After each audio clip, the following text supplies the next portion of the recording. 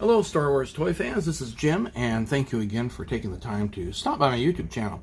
If you like this video, please give it a thumbs up, and if you have not already subscribed, please feel free to do so, as I will give more updates on Star Wars toys as I continue on throughout this series, and then you'll get notifications about it.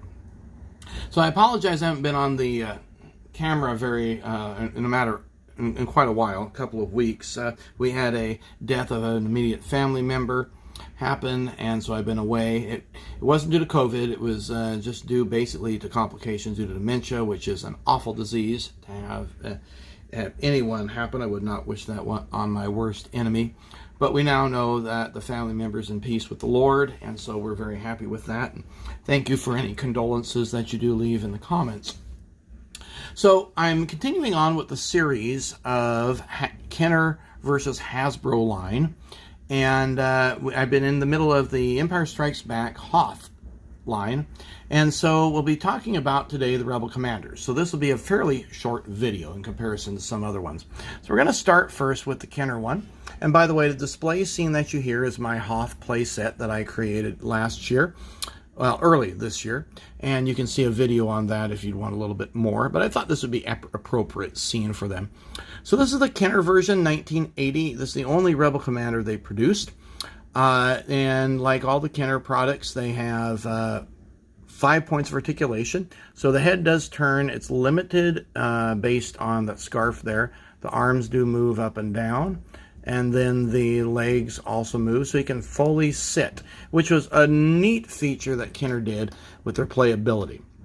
So that way the figures could go into any ship that they wanted to go into. The rifle that he has was used both for he and Luke Skywalker in the Hoth outfit. Fairly nicely detailed one. This is the one from my childhood, and if you pick that up, there's the silver. Those of you guys that have watched my videos, you know that I painted all my figures with silver, so I wouldn't lose them on the carpet. So the next one that I want to go to is the 2006 release of General Brynn Durlin, or Major Bryn Durlin, rather. And this is the only Hasbro release of this figure that I know of. Now, I believe that Kenner tried to duplicate him as we look at the face sculpt, and it's fairly similar. He's slightly scaled down. You'll see a little bit smaller proportions. Head isn't as big, doesn't stand quite as tall, but nonetheless, it's a very beautifully sculpted figure. It was kind of new at the time, but they had a little bulb there for the head to pop on and off, which does allow him to rotate around fairly easily, and then you can exchange heads as long as the bulb is the right size. And this one snaps on really well. We'll talk about McQuarrie, who does not. Now, the arm has 3 points of articulation. So we obviously have the shoulder points there, which is in all the figures. The wrists rotate, which is awesome. I really like that feature. The elbows move, and I'm not a big fan of that. And I'll explain why here. Because it's kind of in a diagonal view, so that way he can bend the arm. It looks like he's bending, or he can straighten it. But it becomes a bit unnatural when you straighten the arm and then it rotates around like that. No one's arm does that unless it's broken.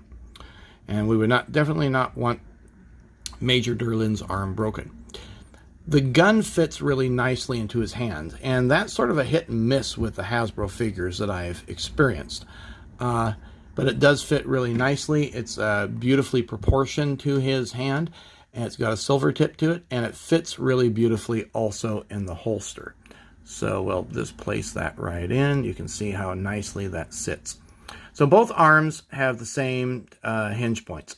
The legs just bend at the hip, but he can't go very far. He can't even sit because the jacket is made out of that stiff vinyl. Won't allow him to do so. The waist does twist.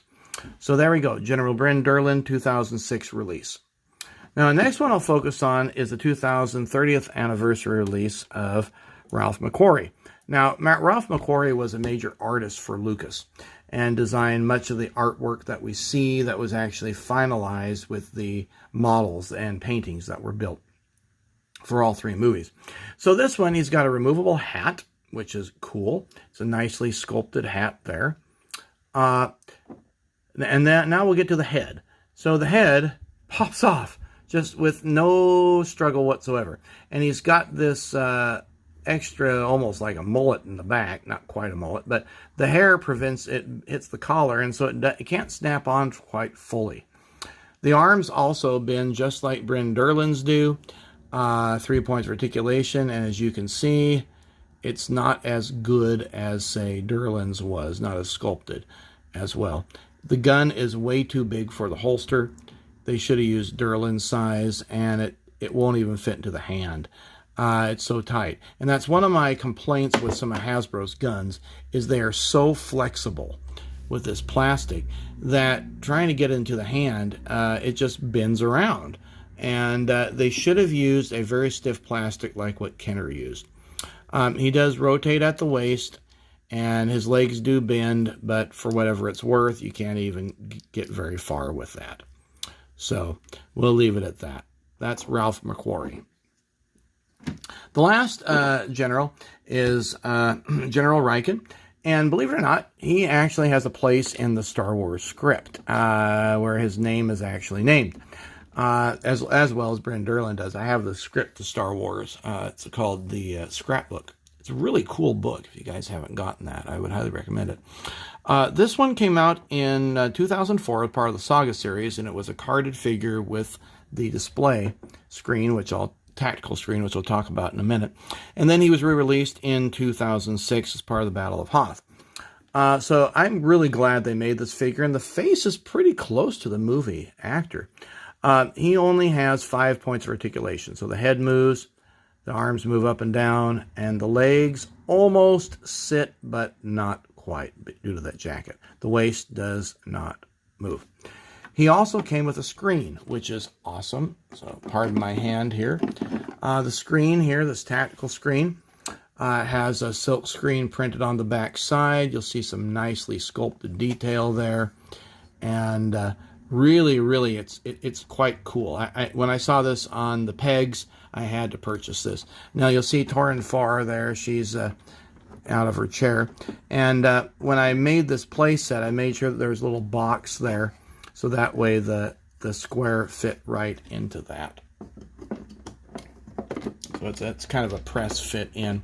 And this some of you may frown upon this, but I did widen out the holes, so standardized them, so that way all of my figures would stand with the Kenner pegs. And they are my figures. I can do with them as I want.